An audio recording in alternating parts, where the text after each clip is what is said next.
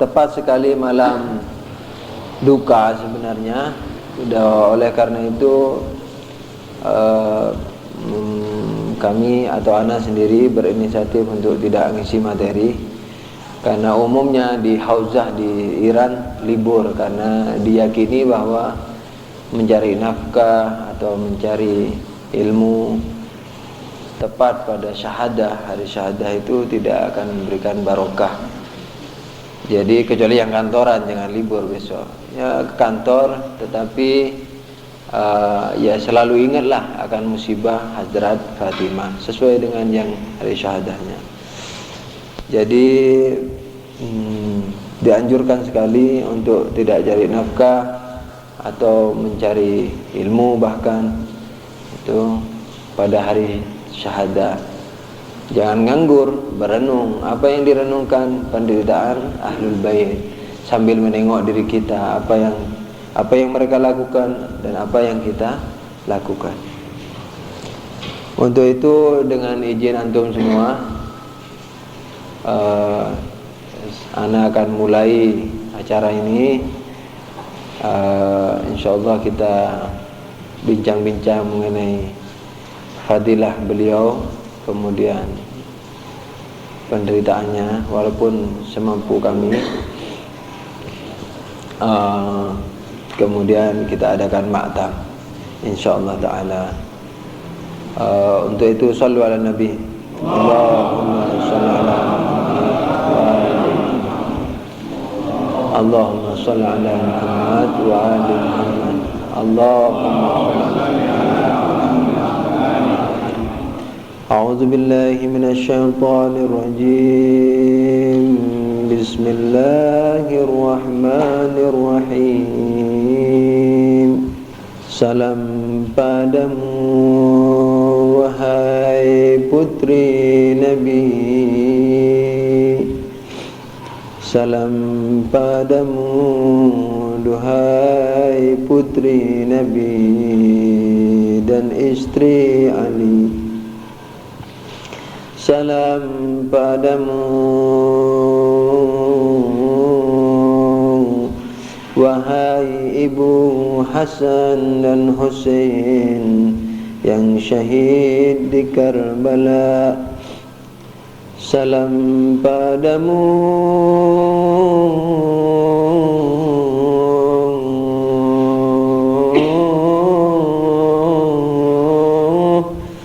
duhai Fatimah Az-Zahra yang terbakar rumahnya,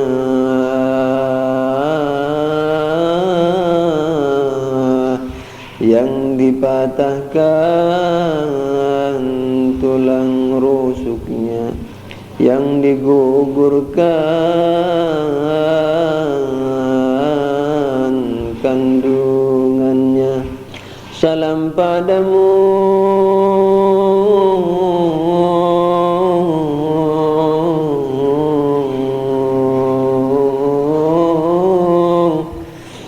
duhai putra Nabi, putri Nabi yang mazlum, yang tertindas oleh umat Nabi. Salam padamu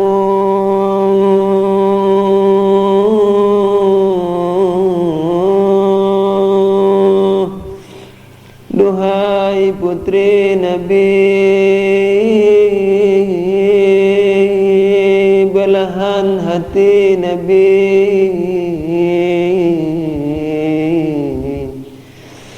kecintaan Nabi,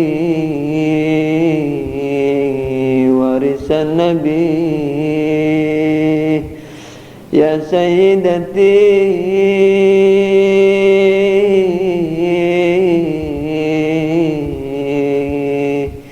terimalah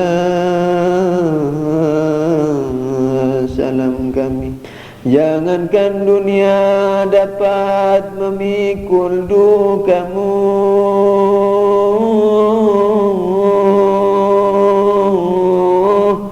Ali sang Sang pedang Nabi pun tak sanggup memikulnya.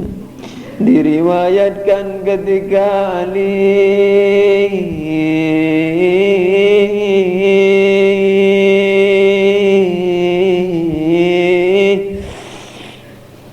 memandikan jasadnya. Di riwayat itu diceritakan bahwa sebelum Imam Ali membasuh badan suci Hazrat Fatimah, Imam Hasan dan Imam Husain menangis keras di waktu malam. Sementara wasiat Fatimah alaihissalam jangan sampai ada orang tahu tentang kesyahidannya itu. Imam Ali menasihati jangan menangis sehingga orang tahu, jangan menangis keras-keras gitu. Tapi apa daya ketika Ali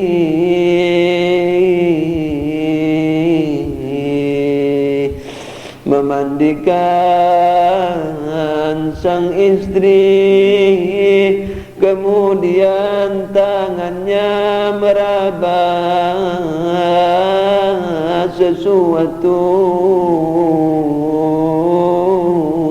di dadanya. Dilihatnya memar dan dirabanya tulang rusuknya yang patah. Imam Ali pun tak sadar menjerit, ya binta Rasulillah.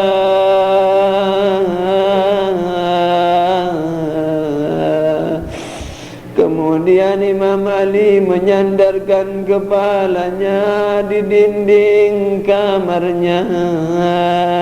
Lupakan larangan tangisan pada anaknya. Beliau pun menangis meraung, ya Fatimah,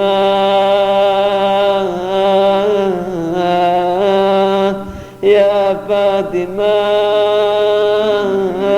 kemarin kau disanjung, sekarang kau dihinakan, kau dihinakan, ya Fatimah. Kemarin ketika Nabi masih di sampingmu, semua orang segan padamu. Kini ketika ditinggal ayahmu,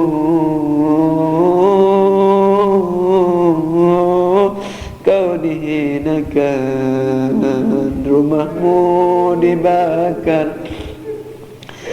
Diriwayatkan ketika pintu rumah dari Hazrat Fatimah dibakar, Hazrat Fatimah meneriak-neriakkan kepada mereka bahwa inikah balasan yang kalian balaskan kepada Rasul kalian. Ketika lagi berteriak, pintu itu ditendang dari luar ketika kuncinya sudah mulai rapuh. Kemudian pintu itu menabrak Hazrat Fatimah. Itulah yang menyebabkan tulang rusuknya patah dan kemudian kandungannya pun gugur. Ya Fatimah, dengarkanlah tangis ini, tangis cinta ini, kidung cinta ini, hingga kau mensyafaati kami, ya Fatimah. Kalaulah kami tak dapat jadi syiahmu yang hakiki, tapi setidaknya kami tak memusuhimu, tak ikut membakar rumahmu, tak ikut menggugurkan kandunganmu.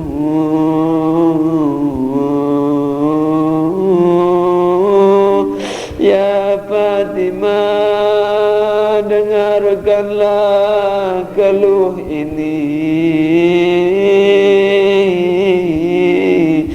hingga kau terangi hati yang gelap ini,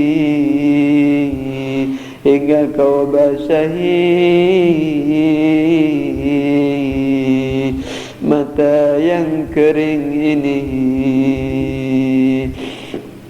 Ya Fatimah, diriwayatkan ketika Ali membawa tubuh Fatimah untuk dikuburkan, dikatakan, diriwayatkan, setiap 5 langkah Imam Ali terjatuh ke bumi. Di mana ketika perang Khaybar, pintu Khaybar yang tak mampu diangkat 40 orang, diangkat Ali hanya dengan 1 tangan. Namun kali ini, tepatnya malam ini, Imam Ali tak mampu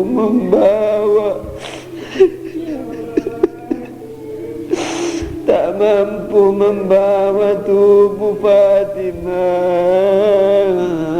Setiap 5 langkah terjatuh.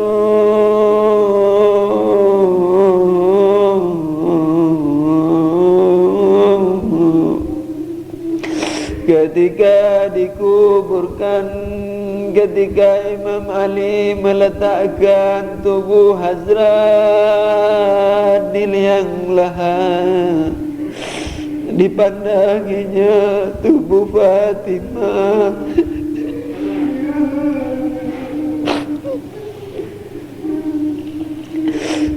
Berkata pada Rasulullah, ya Nabi Allah, kini ku kembalikan amanahmu dengan tulang rusuk yang patah, dengan hati yang patah, dengan jiwa yang sedih karena derita, karena derita. Ya Fatimah, syafaati kami ya Sayyidati, syafaati kami maulati. Sallu ala Nabi. Allahumma salli ala Muhammad wa ali Muhammad. Allahumma salli ala Muhammad wa ali. Allahumma salli ala Muhammad wa ali Muhammad. Sejenak kita berziarah kepada beliau. Semoga ziarah kita diterima oleh beliau, sehingga Allah menerima amal kita ini sebagai amal kebaikan dan menjadi penyebab syafaat, turunnya syafaat bagi kita dari beliau, dari Imam Zaman, di dunia dan di akhirat nanti insyaallah. Salam duka kami ucapkan kepada Imam Zaman alaihi salam. Salam duka kami ucapkan kepada pemimpin besar kita Imam Ali Khamenei. Salam duka kami ucapkan kepada almarhum Imam Khomeini. Salam duka kami ucapkan kepada muslimin dan muslimat di seluruh dunia ini, khususnya kaum pengikut Ahlul Bait dan antum sekalian. Untuk menceritakan fadilah Hazrat itu tidak mungkin kita ceritakan dalam bentuk kata. Kalaulah dalam bentuk pelanglangan rohani, itu pun kita tidak akan mampu. Oleh karena itu, untuk bertabaruk dan mencari katakanlah kebaikan dari Allah Subhanahu wa taala, semampunya kita akan membicarakan fadilah beliau semampu-mampunya dan sesuai dengan kadar waktu yang ada dan keadaan yang ada. Sallu ala Nabi. Allahumma shalli ala Muhammad wa ali Muhammad. Allahumma shalli ala Muhammad wa ali Muhammad. Allahumma sholli ala Muhammad wa ali Muhammad. Rasulullah pernah bersabda, kurang lebih bahasa Arabnya, Fatimah ruhiyalladzi baina jambayya. Fatimah itu adalah ruh saya yang ada pada diri saya. Itulah kira-kira terjemahannya. Mengingat Rasulullah SAW adalah utusan Allah Subhanahu wa taala, dan beliau adalah orang yang tidak menghargai apapun,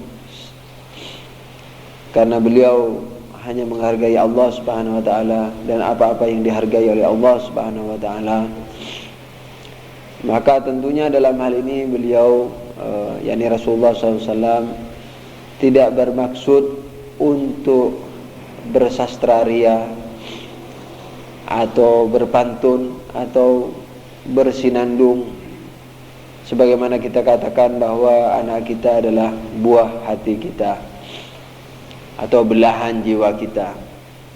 Jadi kalau kita katakan bahwa anak kita adalah belahan jiwa kita, itu adalah katakanlah kata-kata indah yang puitis atau bersifat sastra lah.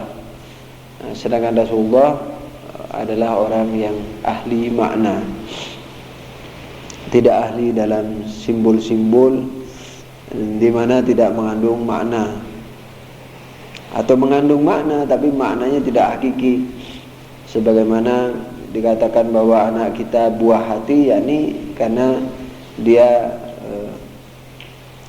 buah daripada hati atau ya rasa cinta kepada suami kepada istri sehingga membuahkan anak. Mungkin itu maknanya misalnya.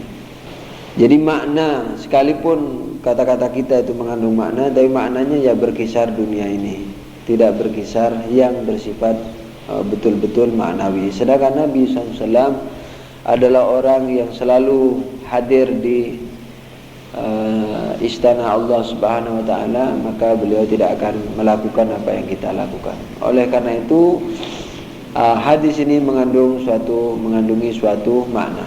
Apa maknanya gerangan? Kalau dalam pengajian-pengajian sebelumnya kami telah menceritakan tentang pergerakan atau gerak substansi dari manusia atau dari siapa sajalah, khususnya manusia ini, maka sebagaimana antum ketahui bahwa salah satu daripada tahapan perjalanan manusia menuju Allah Subhanahu wa taala, proses menuju Allah Subhanahu wa taala atau menjadi insan sempurna atau insan kamil, maka dia untuk shallu ala nabi, Allahumma shalli ala Muhammad wa ali Muhammad, untuk berproses menjadi insan kamil, maka ia, yakni hatinya atau jiwanya atau rohnya harus meninggalkan dunia ini, dunia materi ini. Ketika hati seseorang sudah tidak terikat lagi dengan dunia ini, ketika seseorang tidak terikat lagi atau tidak menyukai, terikat lebih parah dari suka, jadi tidak menyukai lagi dunia ini, hatinya ya, mulutnya makan tapi hatinya enggak makan. Ketika dia sudah berhasil meninggalkan seluruh yang ada di alam materi ini, maka jiwanya telah berproses sebenarnya untuk menuju alam misal secara sempurna. Nah, di alam misal dia akan mendapati katakanlah sorga. Dia akan melihat surga itu sekalipun dia belum mati, sebagaimana Rasul melihat, sebagaimana sahabat Nabi pernah melihat dan sebagainya, sebagaimana ulama Rabbani, Urafa atau orang-orang yang melihat. Dia akan melihat surga itu. Ketika dia melihat surga itu, dia ada dua pilihan, yaitu berhenti di surga itu dan menikmatinya, atau tetap mencari yang dia cari semula, yaitu Allah Subhanahu wa taala. Nah, ketika dia berhasil juga untuk tidak menyukai yang namanya surga tadi, bidadarinya dia lihat. Kita mungkin tidak terlalu suka karena memang nggak lihat. Tapi misalnya ngelihat panggang ayam kita suka. Kenapa kita tidak menyukai panggang ayam yang ada di surga? Karena memang belum lihat. Orang ini akan melihat. Ketika melihat, dia harus berusaha untuk meninggalkan juga apa-apa yang ada di surga itu, bidadarinya dan sebagainya. Ketika dia berhasil meninggalkan itu semua sesuai dengan derajat surga yang paling tinggi, surga itu juga bertingkat-tingkat. Ketika ia meninggalkan itu, maka ia berarti masuk ke dalam alam akal. Nah, ketika masuk ke dalam akal, maka dalam akal itu terjadi atau terdapat ribuan atau miliaran mungkin tingkatan juga. Maka dia harus mencoba untuk tidak terlena pada masing-masing tahapan tadi. Dia mesti meninggalkan itu dalam hatinya, dalam kesukaannya. Dia harus selalu menatap Allah Subhanahu wa ta'ala. Dia harus mencari Allah saja, tidak yang lain-lain. Termasuk yang di atas surga ini sudah. Yang disebut di atas surga ini juga disebut surga, tetapi bukan surga bersenang-senang.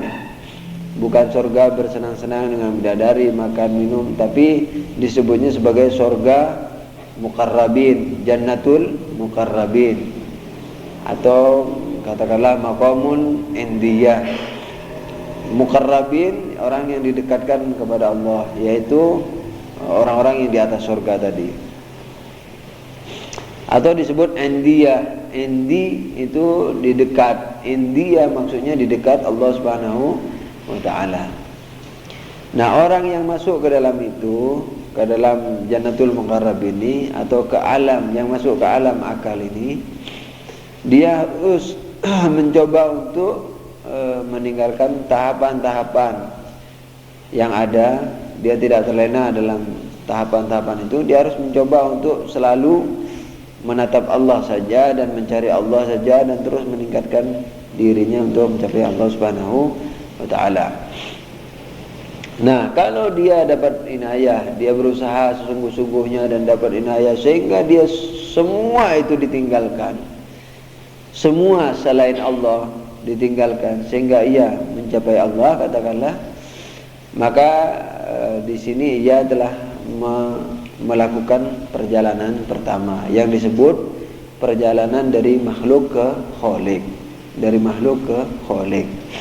Yang kita katakan bahwa orang inilah yang sebenarnya wali, tapi walinya masih wali kecil, tapi sudah wali dia, karena dia meninggalkan materi, meninggalkan surga, betul-betul meninggalkan. Dia lihat surga, tapi dia tidak terlena di situ, dia tinggalkan.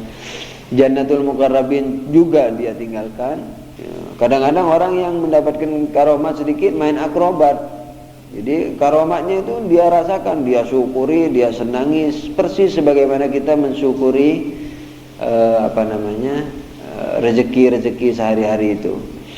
Kita syukuri, kita nikmati. Orang yang naik sedikit dari dunia ini, kadang-kadang dia syukuri itu.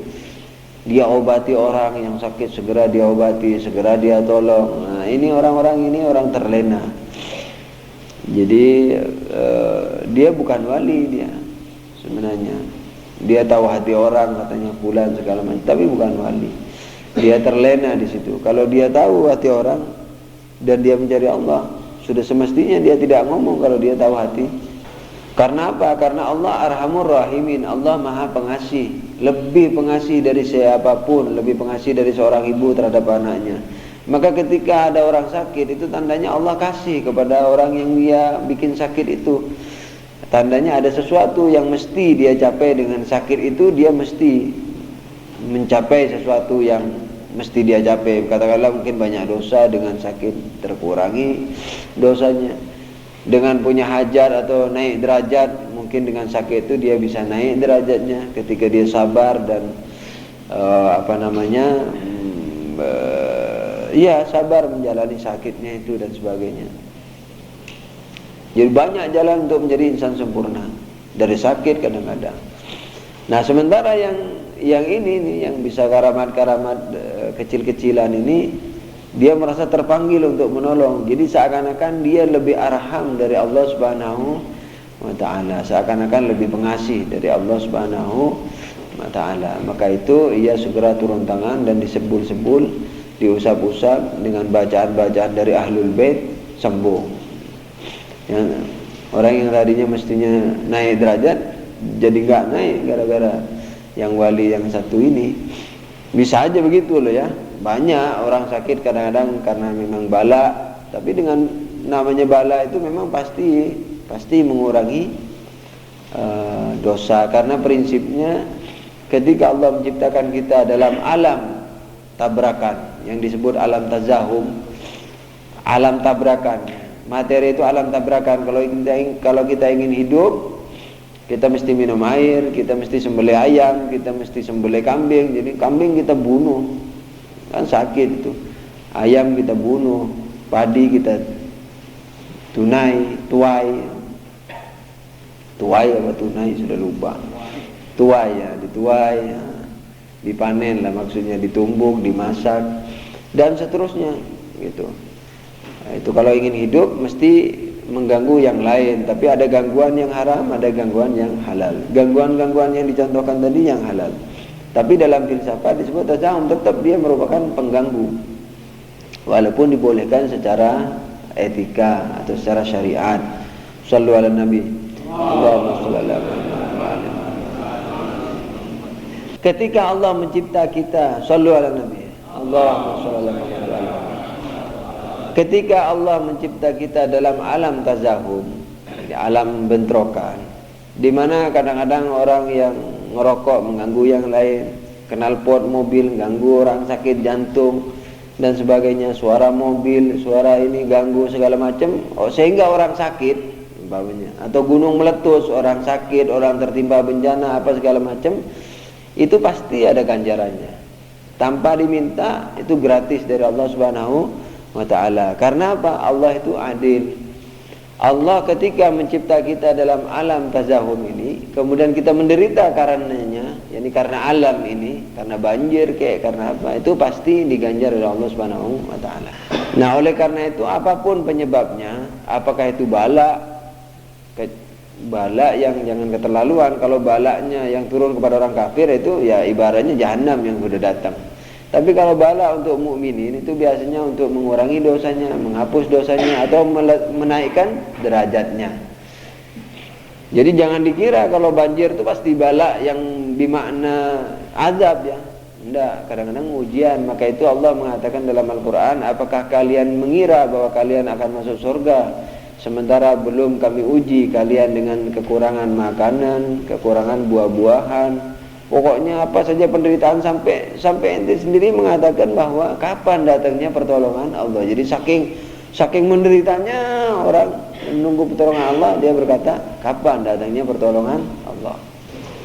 Dengan demikian kita kembali kepada masalah bahwa orang yang ingin jadi wali kecil ini, bukan wali kecil yang tadi main akrobatnya, wali yang paling rendah, tapi wali hakiki yang paling rendah adalah jangankan karomat, surga, bidadari, ketemu bidadari, apa segala macam, dia mesti tinggalkan itu, kecuali ada perintah dari Allah.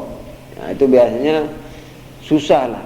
Jadi biasanya wali-wali itu yang sesungguhnya itu dia zuhud, dia tidak bercerita kalau dirinya wali, terus saja naik sampai meninggalkan seluruh selain Allah Subhanahu wa ta'ala. Nah, ketika dia sudah berhasil meninggalkan seluruh yang, kalau berhasil selain Allah, maka ia disebut katakanlah fana dan sebagainya.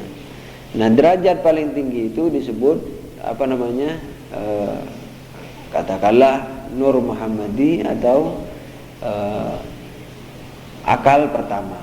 Jadi akal pertama ini adalah makhluk pertama Allah Subhanahu wa ta'ala, sehingga Allah dengan akal pertama ini mencipta akal kedua, akal ketiga, terus sampai ke alam misal sampai ke alam materi.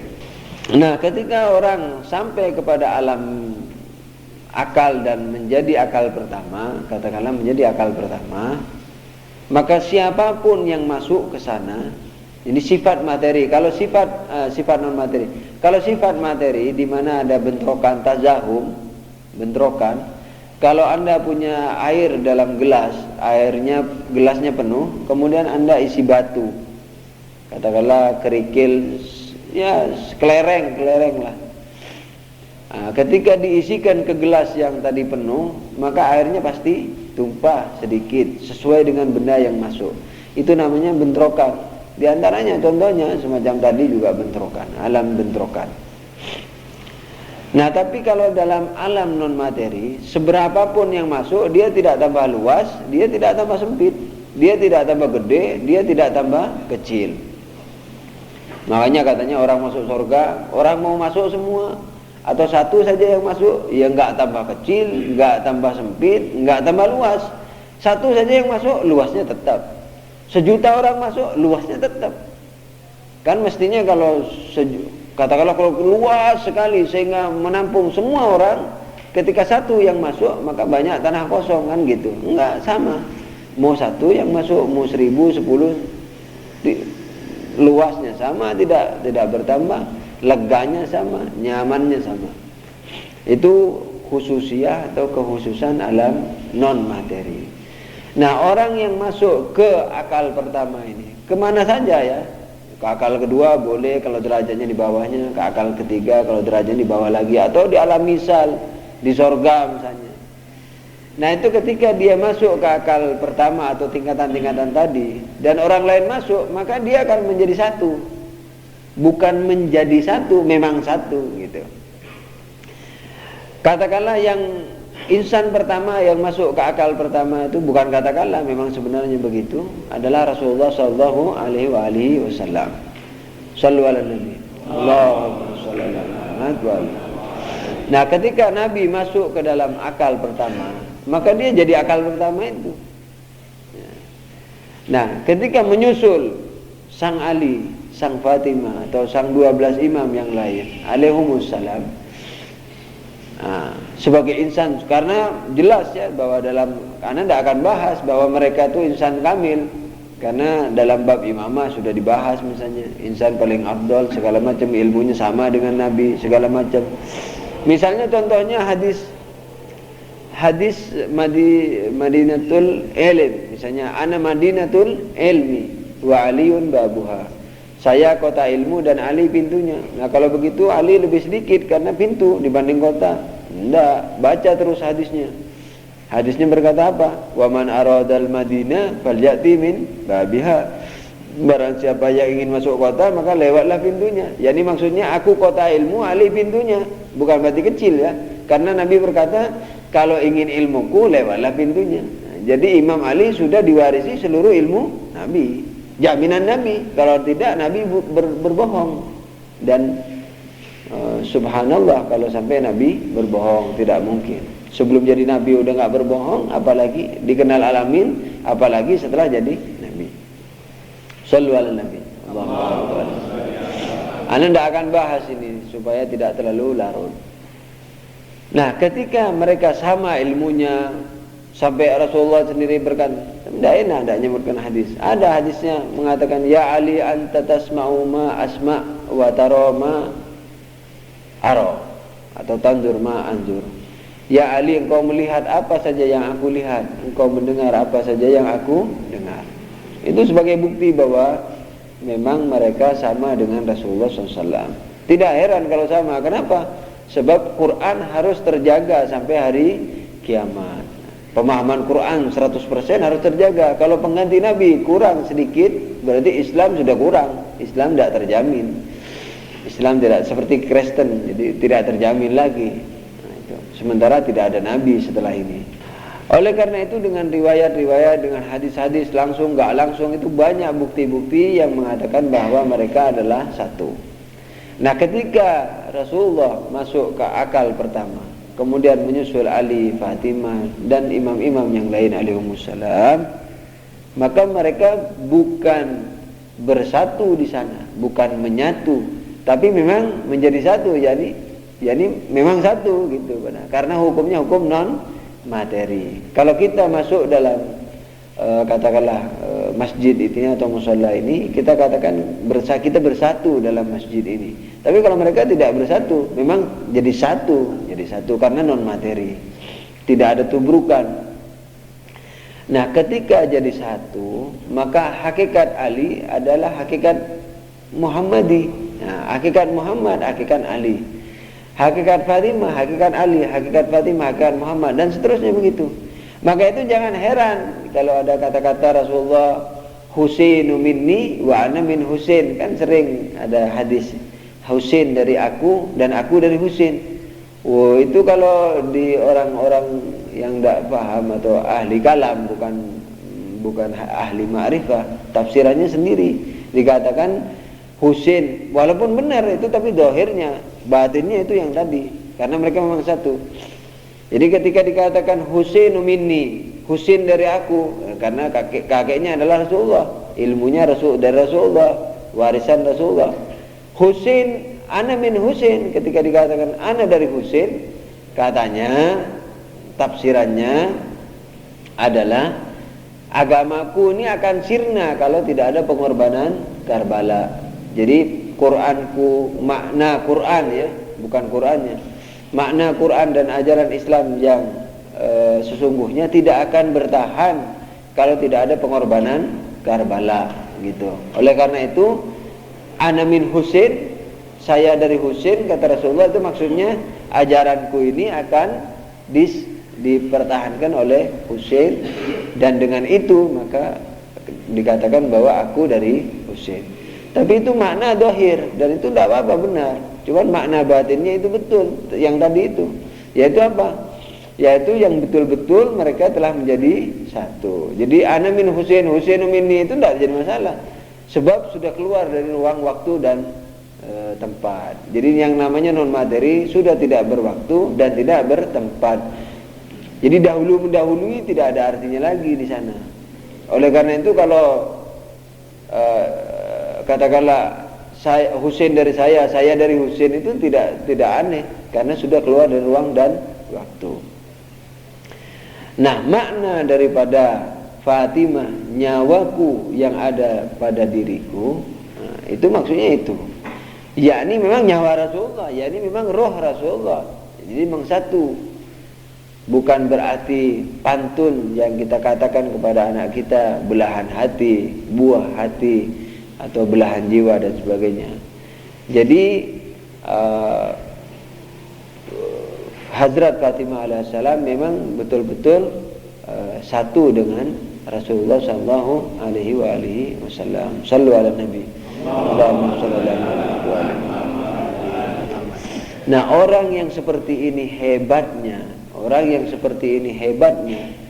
itu ketika Rasulullah meninggal disia-siakan. Jadi karena memang kalau bagusnya orang sedang-sedang itu masih bisa dipahami orang yang jahat. Jadi orang yang jahat atau orang yang tingkatannya bawah, itu memang untuk memahami orang yang sedang-sedang saja itu tidak terlalu kontras, masih bisa. Tapi untuk memahami orang yang tinggi susah mereka.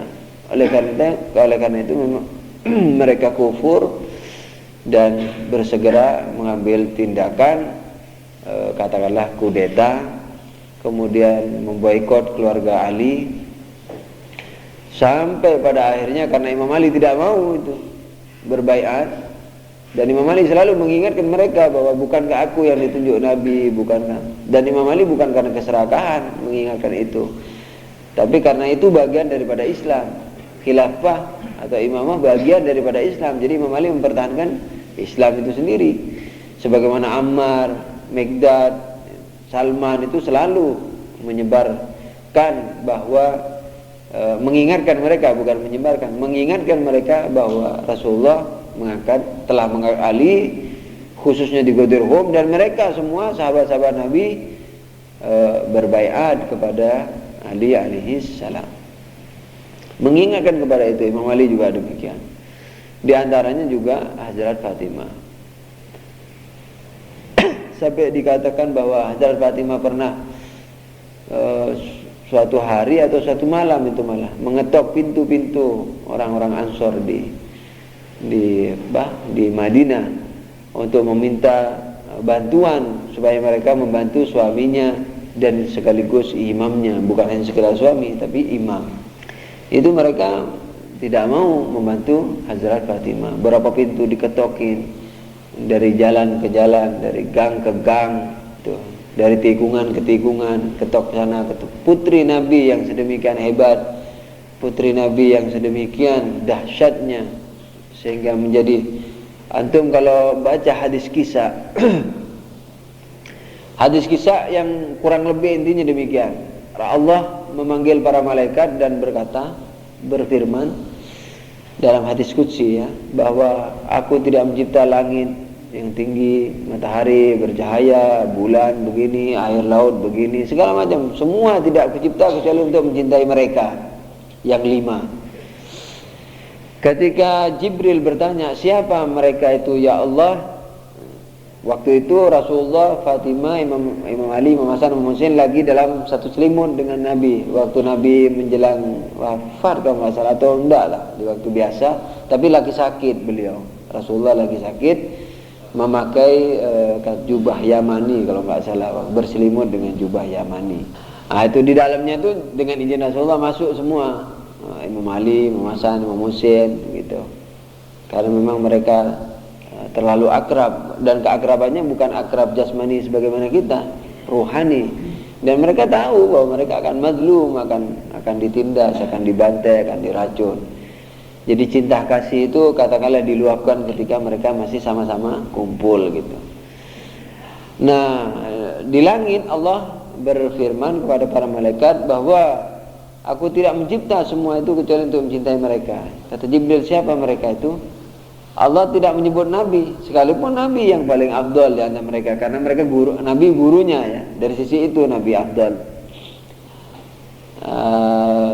Allah lebih suka menyebut mereka itu adalah Fatimah, dan ayahnya, dan suaminya, dan kedua anaknya.